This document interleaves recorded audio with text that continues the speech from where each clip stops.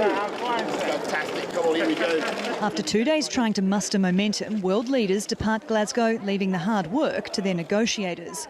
On the way out, British Prime Minister Boris Johnson was sprouting cautious optimism. President Joe Biden was also upbeat, but had a final swipe for China.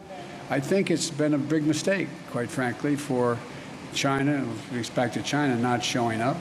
The rest of the world is going to look to China and say, what value added are they providing? And they've lost an ability to influence people around the world and all the people here at COP. The same way I would argue with regard to Russia.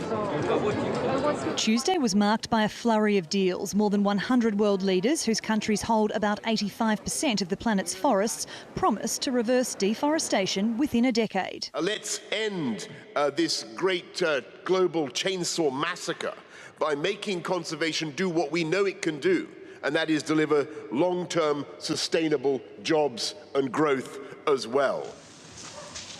Brazil, where great swathes of the Amazon rainforest has been cleared, was one of the signatories. The deal includes $14 billion of public and private funding, some of which will help support Indigenous communities. But members of the Brazilian Indigenous delegations in Glasgow for the conference have little faith the agreement will save their homes. The deal should be about stopping deforestation today, not by 2030. My house is burning thanks to deforestation. We have mercury in our water because of illegal gold mining. If you want to stop deforestation, you have to stop the mining, the logging and the farming, which is killing our forest.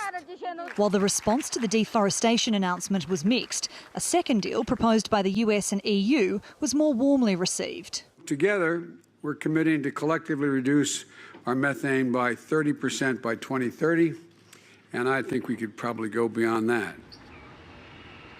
Methane is a colourless and odourless gas which primarily comes from landfill, fossil fuel production and agricultural activity.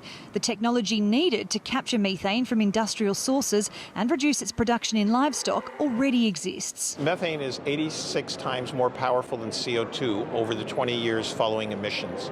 And it's also short-lived. It only lasts about a decade.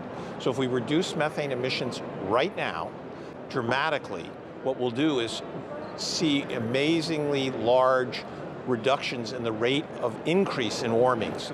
More than 100 countries signed up to each of the deals, but neither agreement is binding and there's no detail on how they'd be policed. So, once again, questions are being asked as to whether or not deals struck at this conference can tangibly curb climate change. Sarah Morris, TRT World, Glasgow.